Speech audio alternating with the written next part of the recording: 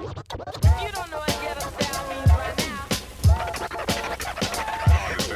I guess I'm just going to break it down for you. We're good. Very good.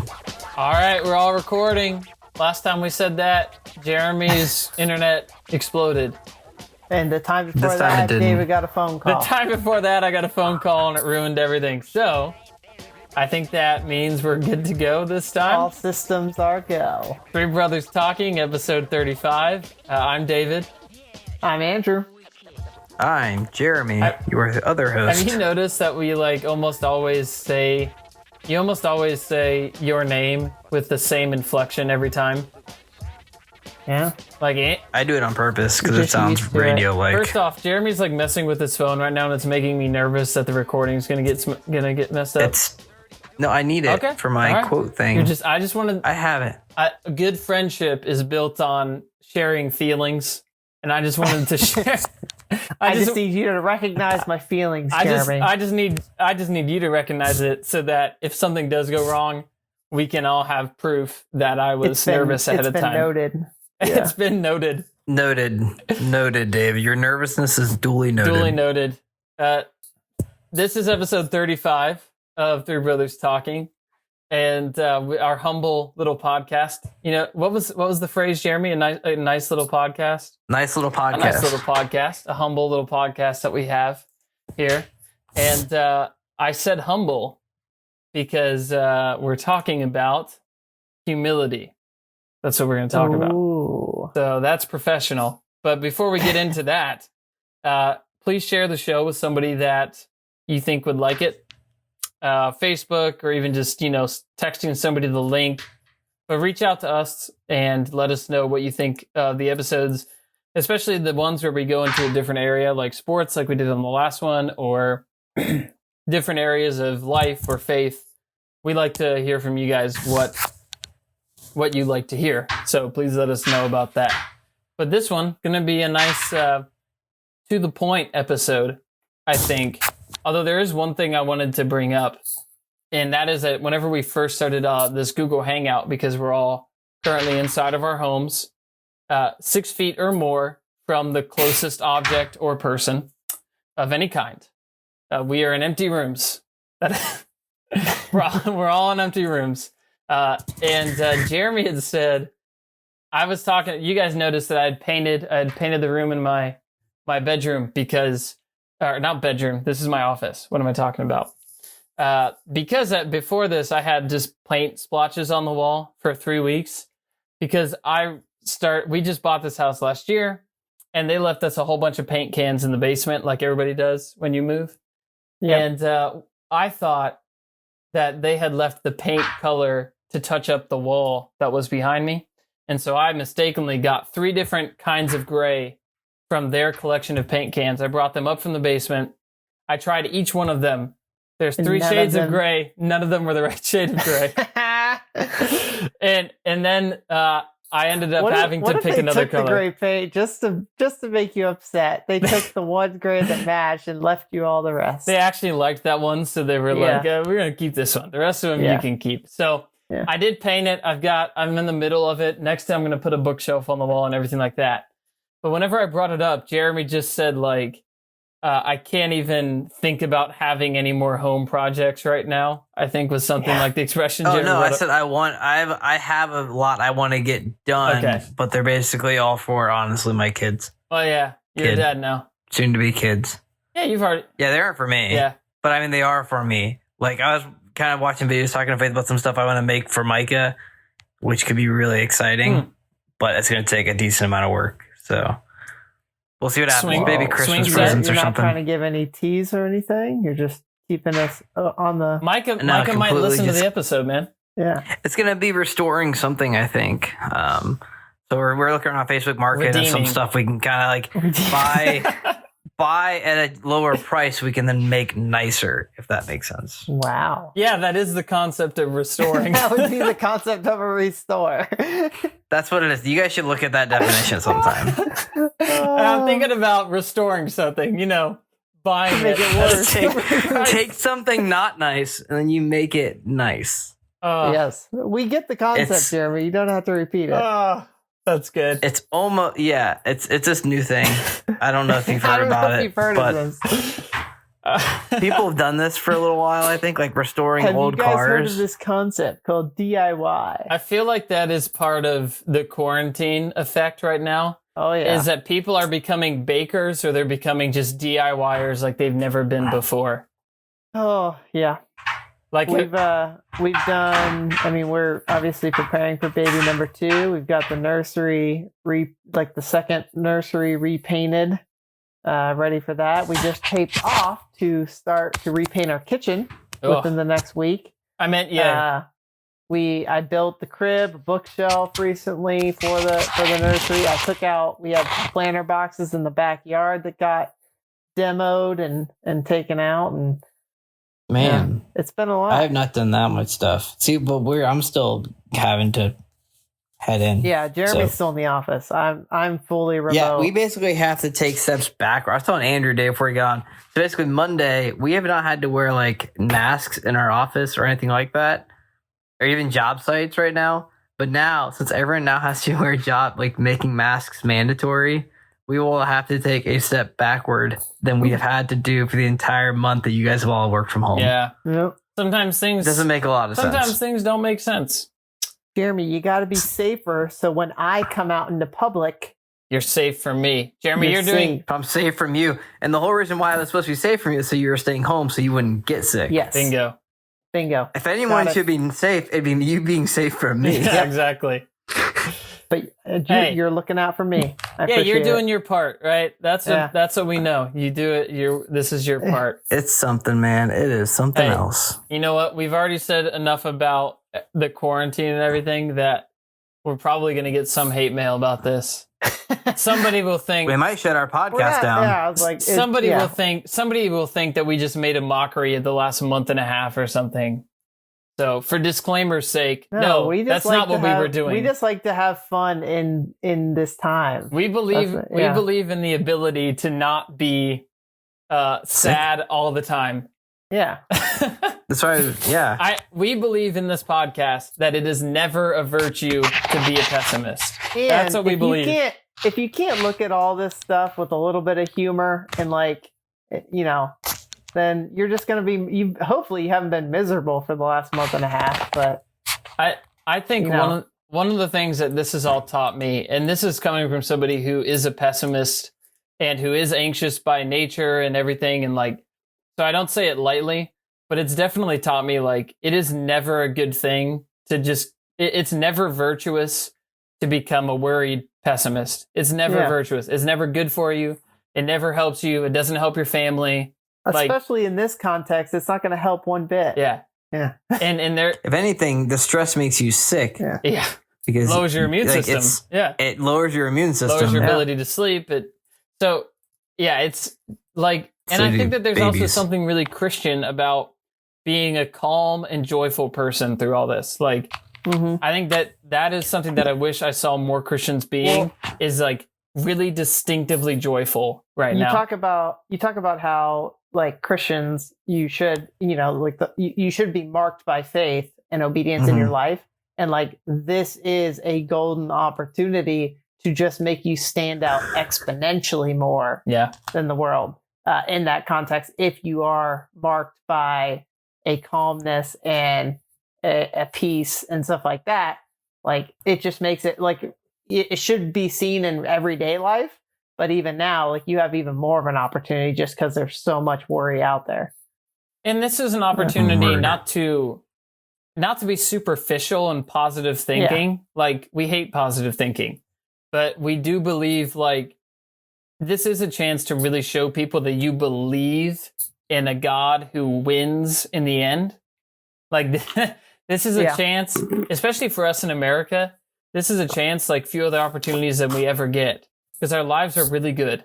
It's a rare opportunity to show people, yes, I really believe that God is in control, that he does good things, and that he is going to win, and that there is good things even in my mundane life right now, even in the life where there's plenty of things to fear. I'm still going to choose the good because I believe that God is still the author of history right now. And that's something that Christians, we need to be defined by that right now. Instead of being defined by worry or anger, or even, whatever else is floating around these days. Like, let's try to be defined by that. So, well, and also like the whole worry thing goes into the topic we were going to talk about as far as humility goes, because your active worrying is then putting you in a place you're not meant to be anyway. So what we're talking about today was a quick pod about humility. I'm reading a book right now by C.J. Mahaney. It's a pretty good book called Humility. And he has a definition which he stole from Charlie Bridges. Charles Bridges. Is how pride lifts up one's heart against God and contends for supremacy with him. So pride is when sinful human beings aspire to the status and position of God and refuse to acknowledge their dependence upon him. And simplifying that, contending for supremacy with him. Yeah. I think that definition can sit there and put a whole new spin on how we are or are not humble or proud in every area of our life. Yeah.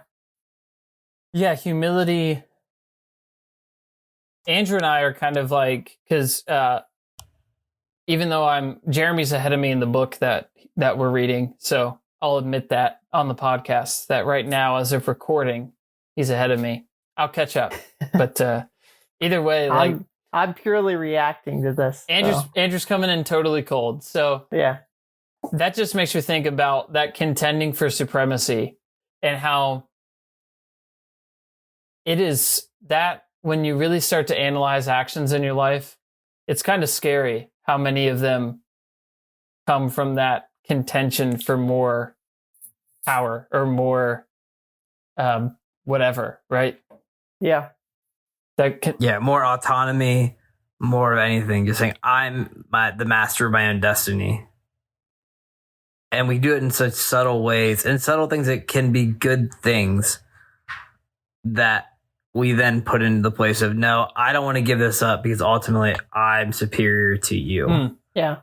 And he talked about how him repenting. Oh, go ahead, Ange. No, like the first thing that comes to mind is like job.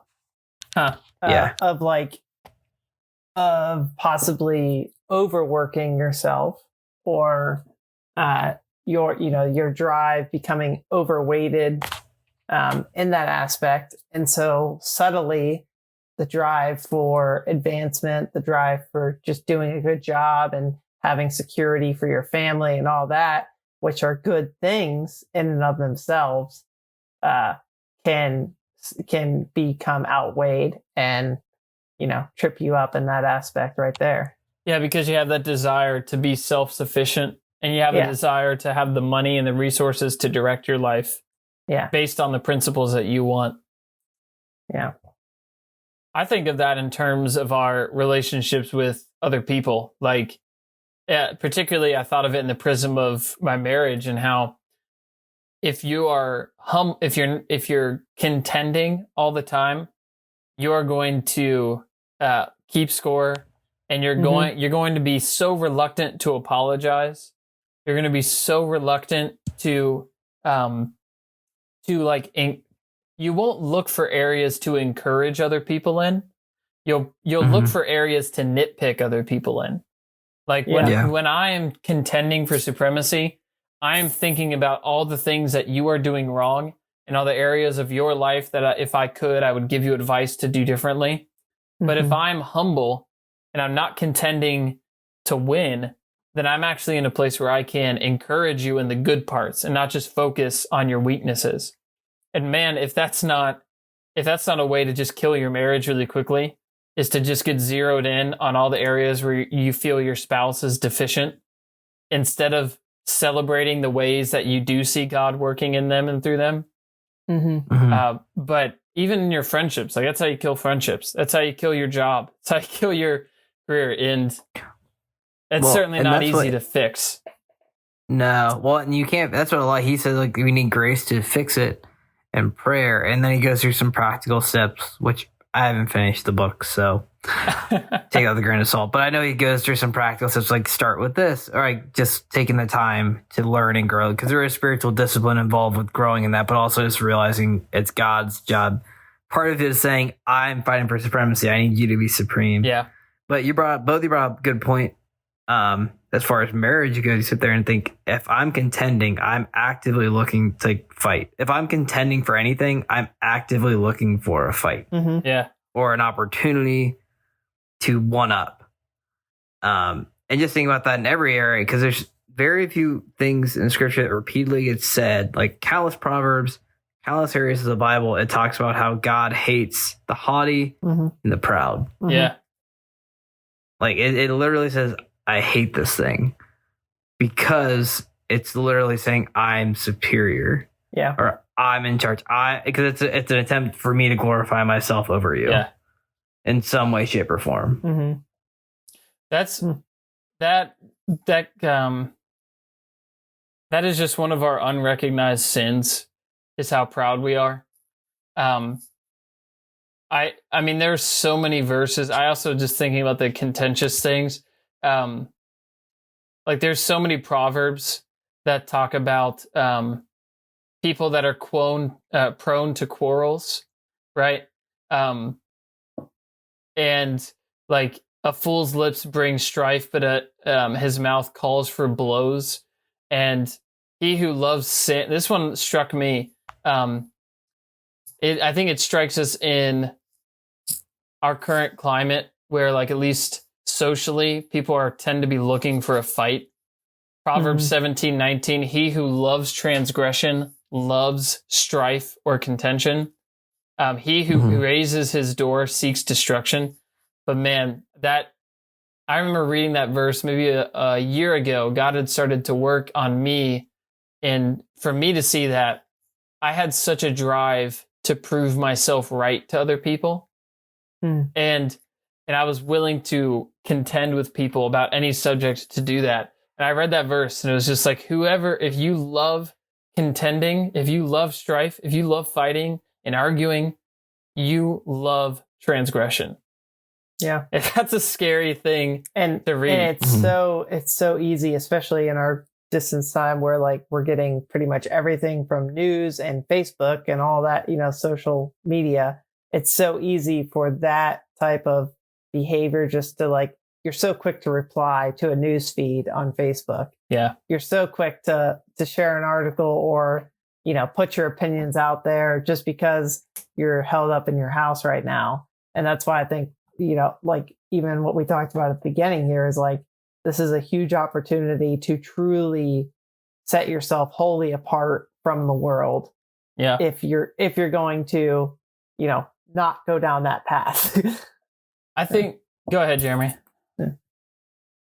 No, go ahead, Dave. I was going to go in a kind of a different direction, but something else that this makes me think of is that humility discourages cynicism. If I'm humble, then I don't believe that I need to be in charge of everything. And so I'm more able to give thanks to God for what he's doing, instead of trying to direct everything in my life according to my plan, because I no longer believe that I'm capable of doing that. I know that I'm someone very prone to cynicism, and that leads me to being cynical towards my wife, towards my friends, which basically just leads me to being critical, right? Those are similar ideas, where instead of like enjoying things, I'm looking for areas to critique in those things. Yep. And that comes from a proud view of myself, where I just think of myself as like the arbiter of everything around me. And that humility enables me to be humble enough to overlook an offense or to overlook a deficiency, whether it's a post on Facebook that humility just says, man, it's just better to not get involved. Like, what are you going to do? How's it going to be constructive? Or if it's overlooking an offense with your spouse, from everything from like, she didn't put the dishes away the right way, like the way that you prefer them, right? Or to anything that's bigger, where you snap at your spouse or your spouse snaps at you. Like, humility enables you to swallow an offense instead of fire back. And that's something that clearly, like, if you want to challenge yourself over this, if you have more time at home, then that's probably something that we could all stand. I know me personally too could stand to grow in further. And it's something that like you could take the time now, like we were saying in previous episodes, like this is a golden time to disciple your family and your household, and like disciple yourself and work on those aspects that like you can maybe self-reflect a little more in this time to see those areas that you're talking about where, maybe you are contending and you need a little more maturity. Or find the areas where you're not overlooking offenses. That's what you look at. Like you had talked about, if the biggest obviously hurdle is our own selfish desires and our own depravity. I mean, maybe for you. In Christ. Well, okay, just me then. But if you're going to say, okay, the cross is the ultimate moment of Christ overlooking every offense and taking on the offense for our sake. And it's like, okay, that's our picture for humility, Philippians 2. And when he talks about the greatest among you should be your servant, not necessarily saying it's wrong to want to be great, but also saying this is what greatness looks like. But Jesus overlooked and took on every offense for us and forgives us because he took the penalty and paid the penalty for us. And we should have that attitude so much longer. And I know I don't. And that's something like now you sit there and think, like you said, with more time, Andrew, you're having a lot more opportunities to butt heads. Yeah. You're in a smaller space. You're not really interacting with as many people. Yeah. But looking for the opportunity to sit there and say, and try to be appreciative, which I'm trying to grow in more. I hope Faith says I'm doing better at it. I guess she'll have to say one of these episodes. And just pray that God reveals those areas that you are short-sighted in those aspects too. Of like, where am I? Where am I not being humility, or where are there aspects in the day-to-day life where, like I can show more humility to my spouse, that I guarantee with having this more time at home, some of those might come about if you're asking for that. Yeah. When also saying, where am I contending with you for supremacy, God? And when I do say, that was sinful. Yeah. Here and calling it for what it is. I think that's something we try to sugarcoat a lot of stuff. Like, oh, I wasn't really being proud. Like, no, I was. Like, I still thought that my way was best, not yours. Yeah. Well, I think we often try to call pride something else too, and not just calling it for what it is. And pride itself, that is a sin. And we try to mask it in circumstances or, some other, put another label on it. But really the root of it comes down to either a spirit of pride or a spirit of humility in a lot of aspects. Yeah. Absolutely. Yeah. I if we really get honest with ourselves about just cataloging our actions and asking, like, where does this come from? Does it come from a spirit of humility and meekness and surrender? Or does it come from a spirit of like self-sufficiency and pride? I know for me, like that's going to be a scary catalog to take. Yeah. Yep. Yeah. Mm-hmm. Yep. Absolutely. Word. So we clearly don't have all the answers. No, we don't. Yeah. Yeah. No, we're just three brothers talking. That's all we are. We aren't three brothers answering. No. Yeah, that's a different show. You'll have to keep listening. We're just for here that. to get thoughts out. Yeah. Jeremy, do you have anything else you wanted to bring up, Jeremy? No, I don't think so. That's really all I got. I just wanted to really see what you thought about. Yeah, that quote. I don't know. Trying to get a little bit back to what we've talked a little bit. We've had some fun ups, get some other. I don't know. This is still a fun up, but different content. Jeremy thinks we're not staying serious enough. No, I love the non-serious ones. You both know that. Jeremy's waiting. Jeremy, I'm the one who said we should do more Jeremy non-serious got some ones. fan mail that said, you guys stink when you talk about the NFL. Shut up about the NFL. I just want to talk. Side note about this whole thing. I really want to learn the guitar, by the way. That's what Jeremy's. Yeah. You've learned the guitar multiple times in your life. taking up I a new know. hobby. I seem to play it. Do it. And do it. Yeah. I talked to my father-in-law, but listening to music, I'm like, man, I need to learn a new skill. But part of that is admitting that you don't know something, Oh, especially something you've worked at a few times that yeah. you've then just given up on. Yeah, I mean, I even had a project. Like I have to do this trim work in our house. Speaking of humility, and like, just it. I was going to work on it the other day, and I was talking to somebody about it, and I had to admit, like, at least some of the fittings that I'm gonna have to make and cuts for this trim. It's like, boy, I'm not very good at this. Like, it's gonna be. I'm kind of scared to do it because it's gonna be messy. And trim is just kind of awful to work with because it's just like. You want your cuts to be like perfect and the angles you hit and everything. But I mean, I've played guitar for a long time, Jeremy, and I still know so little that like I listened to, I was just listening to like some of the Black Keys the other day and I was like, man, I'd have trouble playing this stuff. And I feel as though somebody who's been playing guitar for, maybe like 12 years now, like I should be able to do that. But I never worked hard enough to be able to do it well. The Black so like Keys Jeremy's father-in-law and like other friends of mine just put me to shame on it, which I'm happy. That's fine. They humble you. They David. do. They humble me. They don't put me to shame. They humble me. They really just fill me with anger at myself that I didn't work harder. Well, such is life. Jeremy's still making me nervous just because he's been holding his phone this whole time. I still got the blips going, right, man. I'm still good. on it. I needed it for quotes. Yeah. Because my Kindle's way over there. Gotcha. Yeah, and you totally couldn't have like walked over there to. Because you're not in your living room. Yeah. It's not just on the other end of the. It's not just on the other end of the couch. Yeah. No, it's in the other room. I guess in the bedroom. Gotcha. Oh, man. Jeremy's big mansion of a house. You can't get all the way there and back.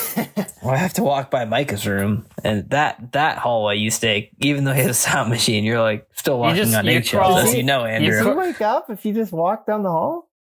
No, he doesn't. A loud hallway? But I don't. But I want to get blamed for waking him up if he does stir. We've got a loud hallway in our house. Well, our house, our house is over 40 years old. So yeah, I mean, we got some creaks and creaks, stuff, man. But like creaks for days. I mean, he's got the sound machine. Like I yell up to Kaylee still when he's asleep from downstairs, and fearless. I guess we just crank up his sound machine pretty loud. So. But Lincoln's also been the better sleeper than Micah. Yeah, as far as in reality, Andrew and Kaylee just put like Bose headphones on Lincoln when he goes to bed. We just ignore him. They're like, we don't really care if you have hearing damage. We just want you to sleep tonight. We have a monitor. We hear when he's awake. You hear when he's awake. If he's really awake. What do you hear if he's awake and do something about it, though? That's the real question. Don't listen to Andrew. He is, they're causing their child hearing damage. No big deal. No. Andrew and Kaylee, if anyone from social services is listening, they are great parents. They are great parents. It's true. Yeah, he's doing pretty well. He's got his 18-month checkup tomorrow, the day we're recording this. Oh, fun. Are they allowed to do checkups right now? Yeah, they actually just got us the notice that like they are allowed to start taking patients back for well visits. And I guess what our office is doing is like well visits are in the morning and sick patients are coming only in the afternoons. And then that makes sense. They have masks there for when you arrive. You do wear a mask when you're in the office. So do you double mask? Can you wear your own mask in? I don't know how it's going to work because, like, obviously, Lincoln is not going to be for putting on a mask. Nah, that ain't going to happen. That was what Ricky and I were saying. Year and a half, so, like, I don't know how that's going to work. And I think it's more for, like, the parents and stuff. Yeah. But because kids are going to get sick. If kids are wearing masks too or not. Kids got good immune systems. That's how it works. Yeah, they're always putting stuff back. That you put a mask on him, but then he goes home and he licks the ground for like 30 minutes. Yeah. So the other day, I look over and Mike has a graham cracker and he's dunking it in the dog bowl and taking a bite. I'm like, oh my gosh. Yeah. It was hilarious. That's kids, but it was like one of those moments of, oh man. Sometimes I look at kids and it's like, maybe I should live more like them and I would never get sick. Like that's what I think now. There's been times where Lincoln holds out the cracker for Lucy to come up and give it a lick, and then and Yeah. then puts it. And you're like, if, it's like if he's a like- baby and he's Yeah. fine, like, I feel like if I lived that way, my immune system would get stronger. I'd be super strong. I'm super strong. Exactly. It's like Dwight Schrute. We should get hand desanitizing stations. Yep. That's why we take Micah to the barn, man. That's true. Yeah. I'm just going to go to the barn tomorrow, if you don't mind. Just going to rub my Go hands ahead. in some dirt Lick and some stuff. horse stalls and stuff. Right. Sounds good. Yep. Yeah. Well, I think that we've exhausted our humility. What do you guys think? We did not. We didn't end last episode, by the way. I just thought about it by saying I think we did a good job, did we? I just realized that as well. You know why? Because we were practicing some humility last Yep. time. Oh. So we shouldn't do that No, this this episode, time- because this actually would apply. This time I do think we did a good job. So Oh, I think we did great. Not to be too proud. humility isn't a false negativity. It's just honesty. That's true. Right? Yeah. The best humility quote I've ever heard is C.S. Lewis, where it's not thinking less of yourself, but it's thinking of yourself less. So Yeah. that's the quote for humility. So That's a good one. that's what we'll end on. A high note. I think we did all right. Just to get that out of the way. I think we did Andrew, well. what do you think? Yeah, I think we did pretty Andrew, how do you think we did on the last episode? Since we didn't not- evaluate it in real time. well. I would rate it not quite as well, but Oof. still pretty good. Rough. If you had to put a star rating next to it, would you give us a 5 stars as a They're both 5 podcast? stars. Always 5 stars. We've never not Honest we've 5 never not stars. had 5 stars. Yeah. We actually are normally 6 stars. They just don't allow you to put that down. Yeah. So That is a true Stupid shame. That's a shame. metrics. quick recommendation. For me, if you are still looking for, like, you haven't you're not quite out of quarantine yet, or maybe you still got some time and you're looking for something to read, I would suggest this book called The Taking of K-129. I am very early into it, but it's about a Russian submarine that crashed on the ocean floor. And it's basically like, you know, the story of Argo, right? Mhm. It's a similar history in, like, it's Cold War era. And it's like this operation where they used all of these elaborate setups in order to try to get this Russian submarine off the floor of the Pacific Ocean. So if you like military history, if you like history, Cold War era stuff, I'm on a kick with Cold War era because I've been listening to this podcast called The Cold War, What We Saw, which is very good. But what it made me realize is that I know very little about, like, 60s, 70s, 80s history.